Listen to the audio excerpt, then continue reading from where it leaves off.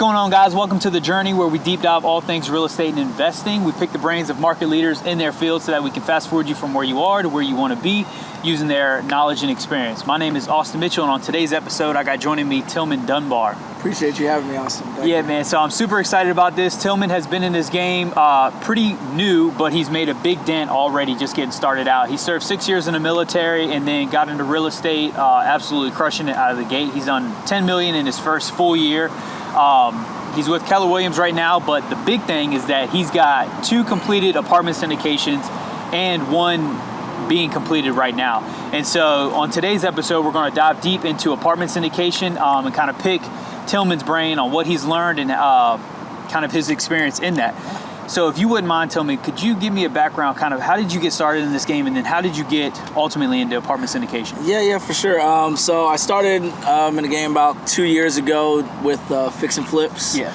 And I kind of loved what I was doing. I was, super green. I was just excited, hitting the ground running, turning my gears. And I had a mentor who is my mentor now, who helped get me into apartment syndications, but he was my boss in the Navy.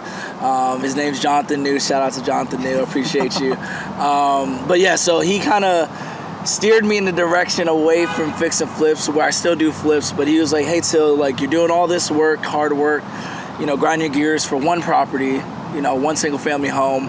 Why don't you take all that hard work you're doing, apply it to, multifamily units and syndications type of things, and you can just have 16, 24, 50 units with the same amount of work. So that kind of blew my mind and changed the way I saw real estate investing as a whole. And that was kind of the first go. I got my first apartment last year, November 2021. I closed on my second one in August of this year, 2022. And now I'm under contract for my third one right now, so super excited. That is super exciting. That's awesome, man. And I think that's the big allure for multifamily. I know I'm guilty of it. This is the game I want to get into. It's just the economies of scale. Mm-hmm. I think just being able to go immediately out the jump, get 20, 40, 50 doors at once, you can make a much bigger dent. Exactly, yeah. Sure. So tell me, how did you ultimately settle on syndication, and then let's dive into that first deal. Okay, so how did you find it? Yeah, what did that process look like? Super stressful. So I was doing some research. I was looking at Zillow. I was looking on the MLS for, these multifamily units, and the quality of units I was seeing and the quality properties I was seeing just wasn't there. So I actually dove into, it was a website called Marketability. And they do a lot of mid-Atlantic, multifamily, commercial building kind of real estate. So I dove on there, started doing some research, and I found one super, super great property. I thought it was the one, right? Yeah. When you get into real estate investing, I always tell you, look at the numbers, don't look with your heart, right? I fell in love with this first property. It was 8 units in Portsmouth, right by the water. It's very nice. And I submitted an LOI on it, and it got denied, right? And I was crushed, right? I went back to my mentor. I was like, hey, man, I did all this research. I underwrote the deal. I did everything you told me to do. I looked at the numbers. It was perfect. It was cash flowing. It's an amazing deal. And I lost. And I was like, I don't know if I want to do this. He was like, man, just get back out there. So anyway, the next day, I dusted that off, and then I found an amazing property. It was a 16-unit in Ghent. And, I did my research, underwrote it, and it was another great property, right? And, submitted the LOI, and they counter-offered. They listed it for 2.8. I had submitted my offer for 2.5. Mm-hmm. The counter-offer said, hey, we want 2.8. Didn't happen. A week passed, 2 weeks passed, and for some reason, whatever, by the grace of God, I guess they had gotten another offer at 2.8, but I think the owner was out of the country or something, and he wasn't getting back for a couple more weeks, so they weren't able to lock in the LOI, and the buyer was on a timeline, right? He had a 1031 exchange that he, had a finite amount of time. He had to get under contract and close, and he was ready to go really quick. So the timing didn't work out, so they called me back, and they're like, hey, man, we had an offer at 2.8, but yours is the next strongest offer. You seem like you know what you're doing. You have great credentials, XYZ. And this is my first deal, but I had the backing of my mentor and everybody like that. So And they accepted it, 2.5, so it was 300,000 under asking. I bought it for 2.5. It had appraised at 2.9. So I started with $400K in equity on day one. It was fully occupied, fully rehabbed. So it was an amazing steal that kind of fell in my lap. And that's kind of, it was just a great way to start my real estate investing syndication career. Yeah. So that was awesome. That's 100% a kickstart. Yeah. Sorry, no, denied, no. Yeah, exactly. Perfect deal. Perfect deal, yeah. So that's crazy. So when it comes to submitting these LOIs, Tilman, when you go into it, I mean, you're running your numbers, trying to get all the data, but then from there, you don't need, what are the other things that you need locked and loaded when you submit these LOIs? Oh man, really your LOI is just if similar to retail real estate, right, or residential, you're really just putting it out there, right? And commercial is different because you really don't need your senior financing, senior debt financing locked in when you put your LOI. But, you have to have an idea who you're going to be reaching out to, where you're going to source it, et cetera, et cetera.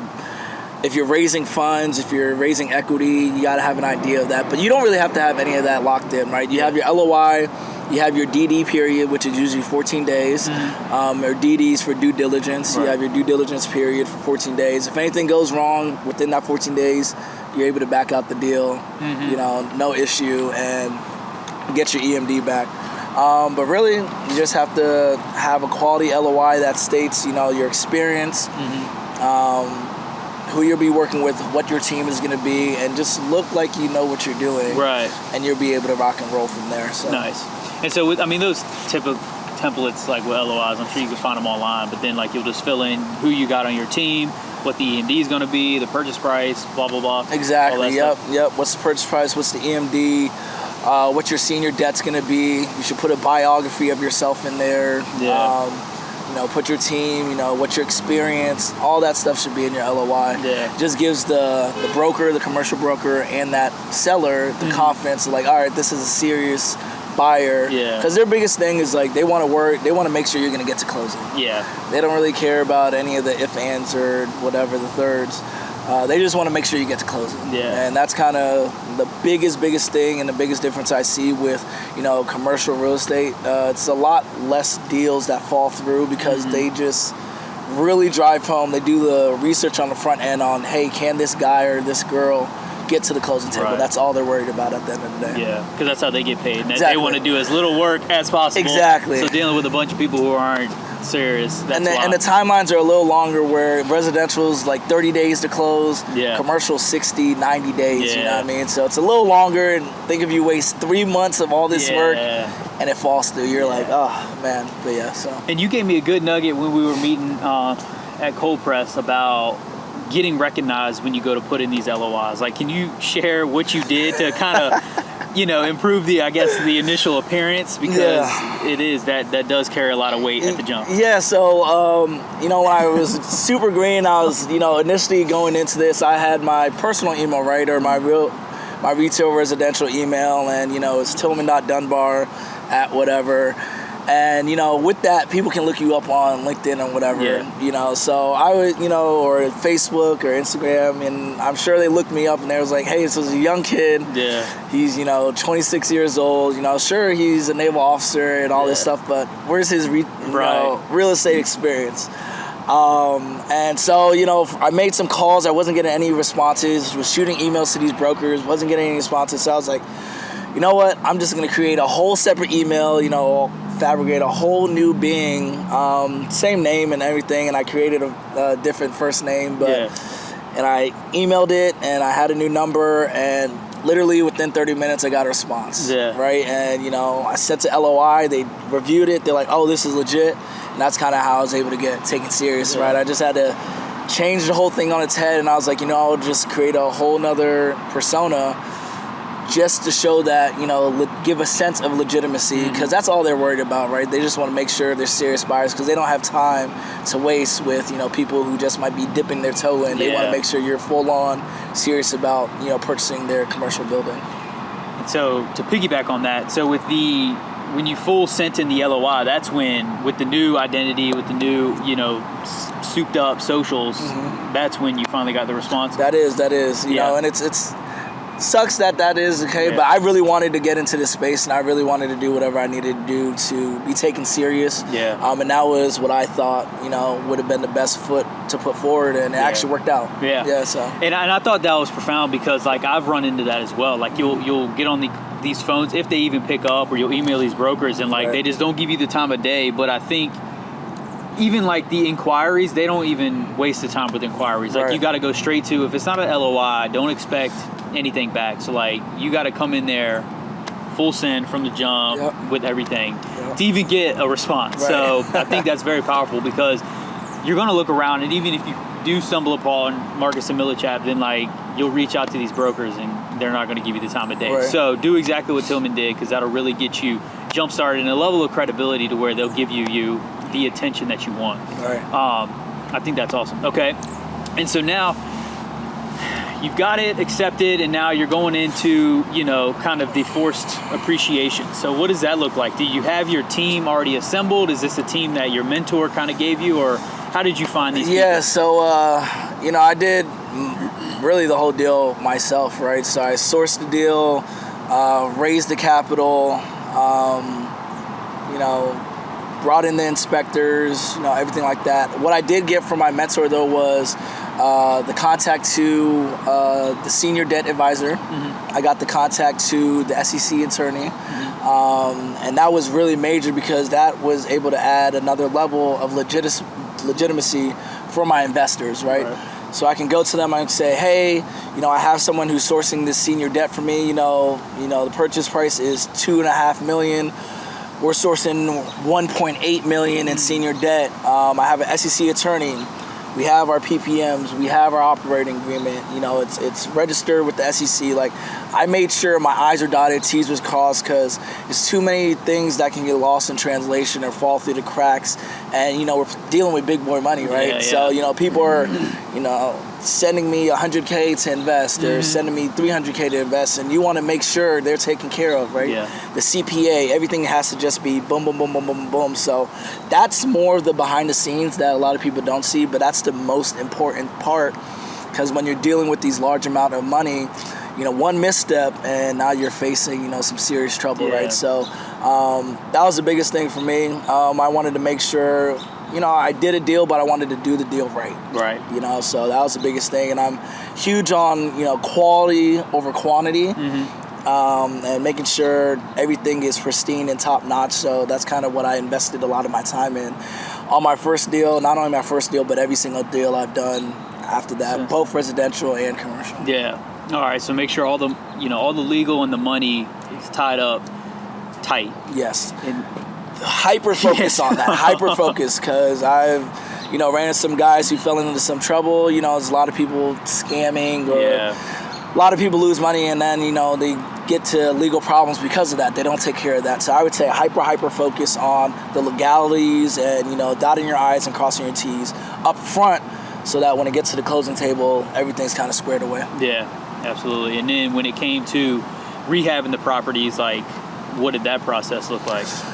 So for my first project, like I said, they're all fully occupied, right? So, and they're full, renovated, units. So I didn't have to do a lot of value add interiorly, right? So a lot of my value add came exteriorly. I, redid the parking lot. I added a dog park, right? I redid the landscaping. I did exterior painting. Rewrapped the windows. Like, a lot of more aesthetic things that could, make the tenants and future tenants feel proud of where they're living. And then that would also validate the rent increases, right? Because, no one wants to live in a building where, you have tiles falling off, and it's not a good look. You have dirt in the front. It's like, but you're raising my rent $300, right? So my forced appreciation for my first deal, and people probably think I'm crazy. So it's fully occupied. And within the first month, because it was renting below market value, I've raised rents $400 per unit in the first. So we gave them their 30-day notice, like, hey, we're raising rents, $400 per unit.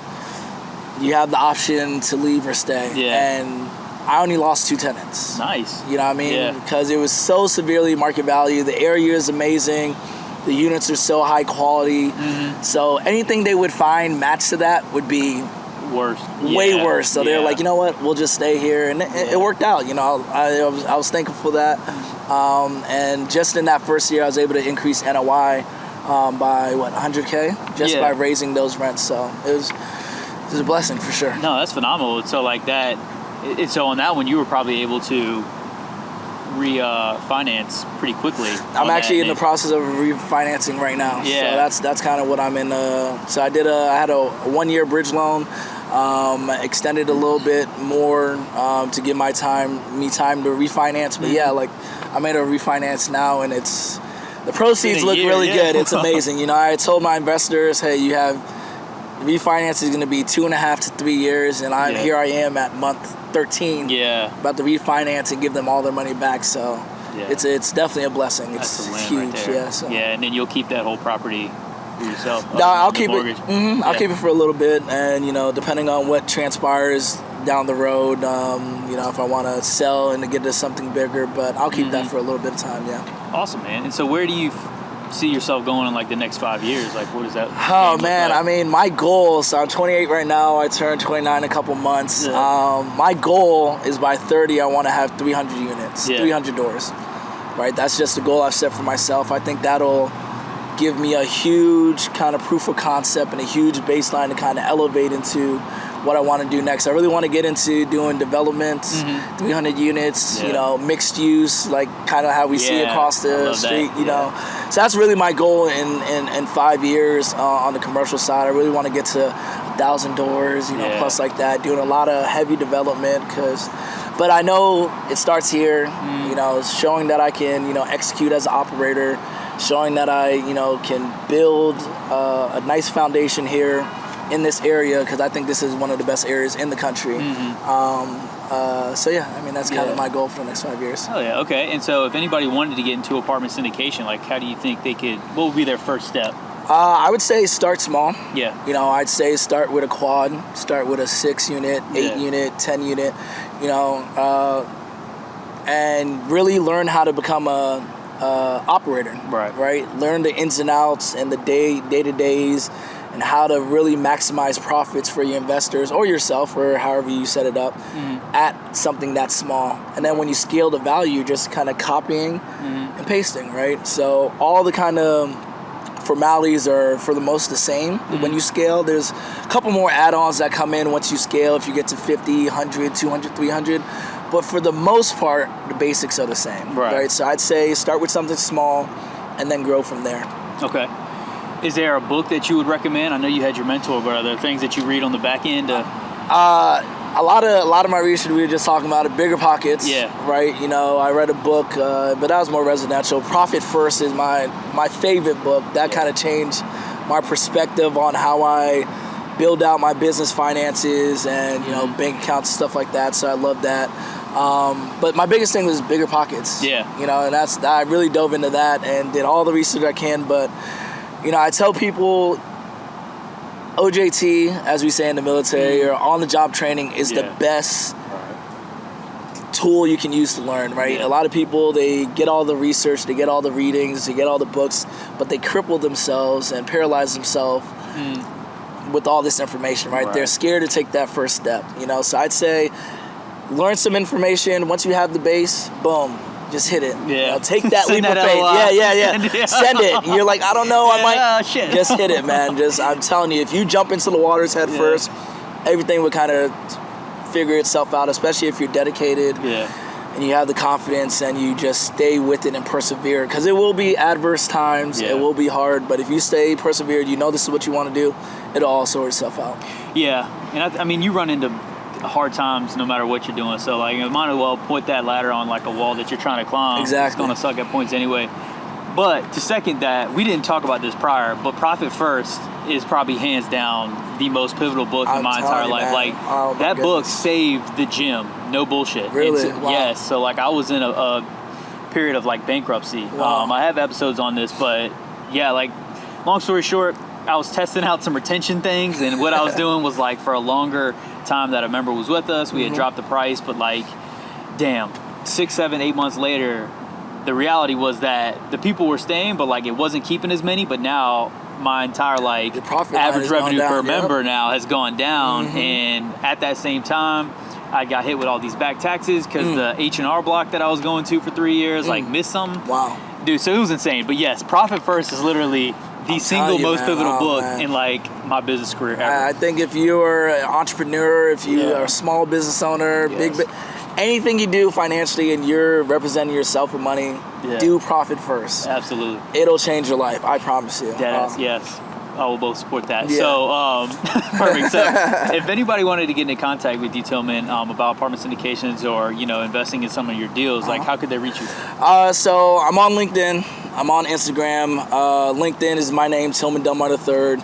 Instagram, you can reach me at 3DT Realty Group. Facebook as well, 3DT Realty Group. And that's 3 with the number 3, D as in Delta, T as in Tango, Realty Group. And then also my email as well, 3 spelled out threedtLLC@gmail.com. So any of those, I'm quick to respond. I would love to chat with you. If you have any questions at all, please don't hesitate to reach out. Perfect. And then I'll put all those links in the description to make it a little easier. And if you want to reach out to me, you can reach me at austinmitchell.biz. All the links are there, or on my Instagram, I am Austin Mitchell. You know, if you need to be contacted or need a connection with somebody that's in something on an episode you saw, just reach out to me there and I can make that connection for you. But if not, man, I appreciate your time, Tilman. This has been awesome, bro. And I don't know, I see some things coming out in the future. Yeah. So, just let me know. I'm excited, man. I'm excited. So we'll keep in touch, but we'll talk soon. Later. Thank you. Thank you, guys.